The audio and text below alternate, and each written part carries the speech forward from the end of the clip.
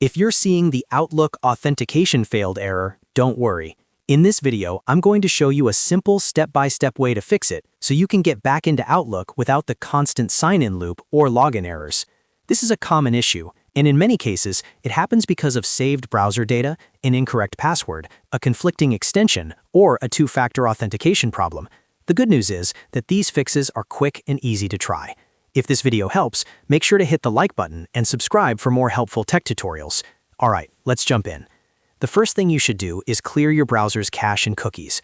Over time, browsers save old login data that can conflict with Outlook and trigger authentication errors. If you're using Chrome, Edge, or Firefox, open the browser settings, go to Privacy or History, and find the option to clear browsing data. Make sure you clear cached files and cookies, especially anything related to Microsoft or Outlook. Once that's done, close the browser completely and reopen it before trying Outlook again.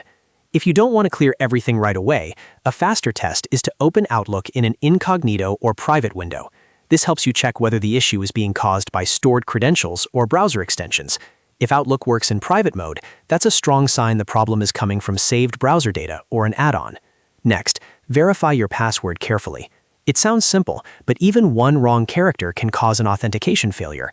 Double-check that caps lock is off, make sure you're using the correct Microsoft account, and if needed, reset your password directly through the official Microsoft recovery page. If you recently changed your password, update it everywhere you use Outlook, including your browser, mail app, and any connected devices. Another important step is to disable conflicting browser extensions.